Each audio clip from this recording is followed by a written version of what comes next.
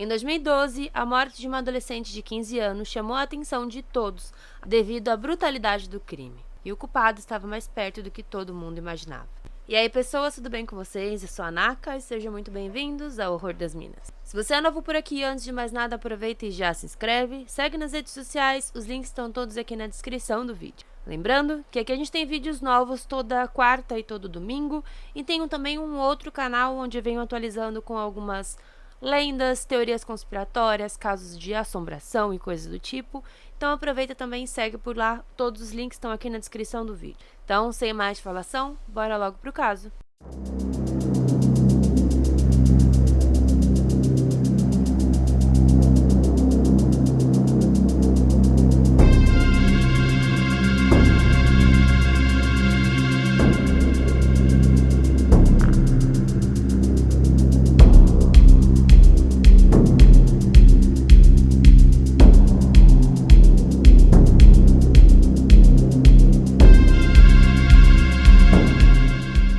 Annie Gracie Kraspizak, eu não sei pronunciar direito, ou apenas a Annie, nasceu no dia 10 de janeiro de 1997.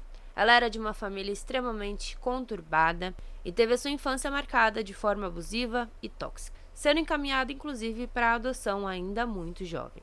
Inclusive, aos 7 anos ela já tinha sido adotada e devolvida pelo menos 5 vezes, já que ninguém queria lidar com uma criança traumatizada. A tudo se estendeu até os seus 7 ou 8 anos. Nessa época, ela estava em um orfanato e no dia de seu aniversário ela conheceu Veronica Kasprzak, uma recém-assistente social que estava trabalhando em seu caso.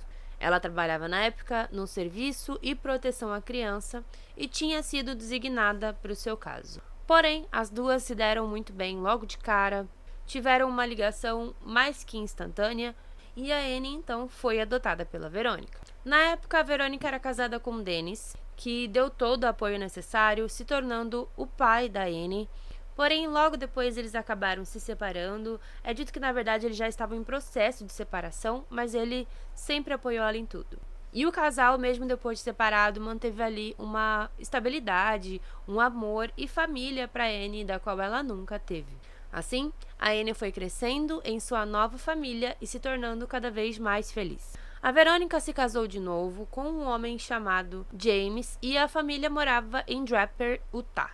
Mesmo após o divórcio, como eu disse, a Annie tinha uma ligação ainda muito forte com o Dennis e ela passava também bastante tempo com o Dennis e a sua nova esposa e sua nova família. Em sua adolescência, ela estudava na Summit Academy e tinha um namorado chamado Darvin Christopher.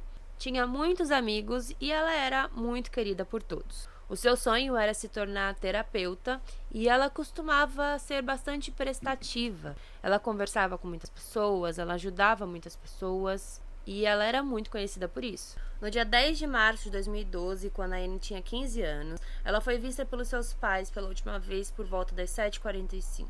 Depois, quando eles foram falar com ela, eles viram um bilhete onde estava escrito: "Por favor, não tente me procurar, eu não quero ser encontrada." Os dois também tinham quase certeza que a menina estaria grávida.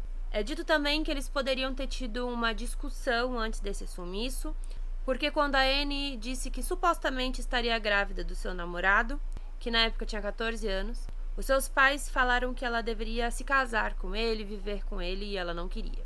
Então, indo contra o que a sua filha tinha pedido de não procurá-la, a Verônica, obviamente, entrou em contato com a polícia, denunciando o desaparecimento da filha. Ela também começou a procurar, ler os diários da filha para tentar entender o que poderia ter causado esse sumiço. E a única coisa que ela percebeu era que, verificando ali as datas em que a filha esteve com Christopher, era impossível que ela estivesse grávida. Então, o que teria acontecido era realmente só uma confusão de datas. Porém, tanto seus amigos quanto o namorado da Annie, todo mundo também achava que ela estava grávida. As buscas feitas pelas autoridades reforçaram principalmente iniciando nos registros de celular, verificando as mensagens, as ligações, tudo que ela teria deixado para trás. Na manhã seguinte à denúncia de desaparecimento, um corredor encontrou um sapato em uma ponte de pedestres que cruzava o Rio Jordão, lá em Utah. Além disso, também tinha muito sangue no local, então ele obviamente chamou a polícia. Quando os policiais chegaram no local, eles começaram a investigar a área e se depararam com um corpo brutalmente espancado. Esse corpo era o da Annie e ela estava praticamente irreconhecível. Só foi verificado que era ela realmente depois da autópsia. Ela havia sido severamente espancada, sofrendo um trauma contuso, causando múltiplas fraturas em seu crânio. Então, o caso passou de um desaparecimento para um assassinato, mudando toda a linha de investigação. Inevitavelmente, a polícia conversou com o namorado da Annie, o Christopher, que disse que naquele dia, no seu último dia com a Annie, eles conversaram, eles saíram juntos, foram até a casa de um amigo e que lá ela teria passado mal, teria tido uma hemorragia nasal que acabou sujando os seus tênis de sangue. Claramente, a polícia não acreditou nisso, porém, como ele tinha 14 anos e não tinham provas suficientes contra ele, não poderiam prendê-lo ali. Então ele foi liberado e os seus objetos, seus sapatos sujos de sangue, por exemplo, foram coletados e levados para análise. Uma semana depois, apareceu uma suposta testemunha do crime. Era a Joanna Franklin, uma mulher viciada, que disse à polícia que viu quando a Annie foi morta por duas pessoas, o Daniel Ferry, de 31 anos, e o Vianil Verrekit, de 30 anos. Segundo a Joanna, eles todos estavam em uma festa e o Daniel tentou algo sexual com a jovem, que recusou ali de prontidão. Por conta disso, ele e o seu amigo teriam espancado até a morte. Os dois, inclusive, foram presos, enquanto mais investigações eram feitas, mesmo que a polícia não levasse muito a sério o que ela falava. A casa do Daniel, inclusive, foi investigada, foi periciada, tinha realmente muita coisa errada ali, mas nada que comprovasse que ele teria de fato matado alguém no local. Além disso, na época do crime, o Daniel estava sendo acusado de porte de drogas com intenção de distribuição e de sequestro, isso em outro local, então não tinha como ele estar cometendo um crime em outro local e ter matado a Annie. Por isso, ele foi rapidamente eliminado da lista de suspeitos. Então se passaram meses desde o ocorrido e a polícia não conseguia chegar em um verdadeiro culpado. Além disso, o crime já tinha esfriado bastante, muita coisa tinha ficado sem explicação, muita prova não tinha sido analisada e tempos depois um novo investigador acabou assumindo o caso e resolveu olhar novamente a lista de suspeitos, todos os depoimentos, as possíveis provas e tudo mais. Em um dos depoimentos, um amigo da Annie disse à polícia que antes de morrer ela havia lhe contado que estava grávida e que ela havia dito algo sobre fugir com o namorado. Nas mensagens do celular, esse investigador também encontrou mensagens onde eles realmente falavam sobre fugirem juntos. Além disso, eles conseguiram localizar em uma mensagem no celular do Christopher que ele havia pedido para seu amigo mentir no depoimento da polícia. Em uma mensagem ele disse: "Os policiais podem voltar para sua casa. Eu preciso que você diga a eles que a Annie tinha sangrado pelo nariz porque ela realmente sangrou. Mas você estava deitado e ela sujou o meu sapato e eles levaram os meus sapatos para o teste. E eu preciso que você confirme e diga isso à polícia para que eu não seja um culpado." No dia do crime, a Verônica, mãe da Annie, chegou a ligar para o Christopher perguntando sobre ela e ele negou que teria estado com ela naquele dia, dizendo que ele não sabia onde ela estava. Porém, com a tecnologia, eles conseguiram fazer o registro de onde o celular do Christopher estava e descobriram que ele estava em um local de apenas 100 metros de onde o corpo foi achado.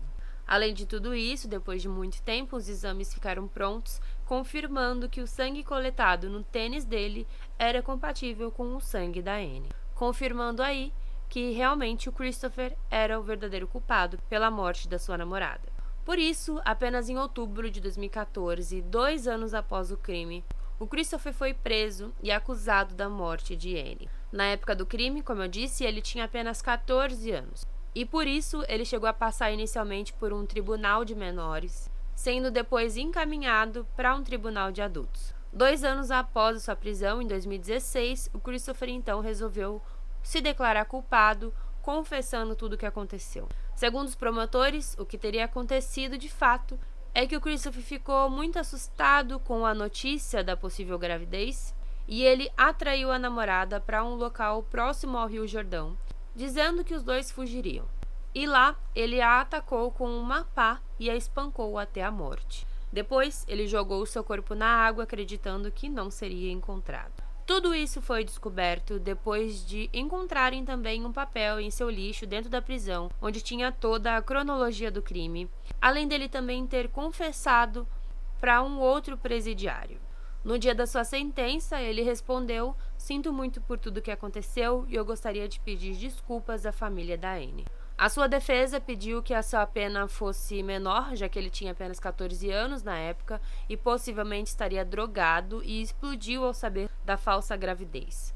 Mas, agora aos 18 anos, ele recebeu uma pena de 15 anos de prisão perpétua, onde ele vem cumprindo no Centro Correcional Central Utah, lá em Gaines, no condado de Sanpete. Ele será elegível para a liberdade condicional em outubro de 2034. Então foi isso, gente. Espero que vocês tenham gostado desse vídeo. Se você é novo por aqui, aproveita e já me segue. Se inscreve aqui no canal, comenta e curte aqui também para ajudar no crescimento. Deixe seu comentário, a sua sugestão e é isso. Então, muito obrigada, valeu e tchau, tchau.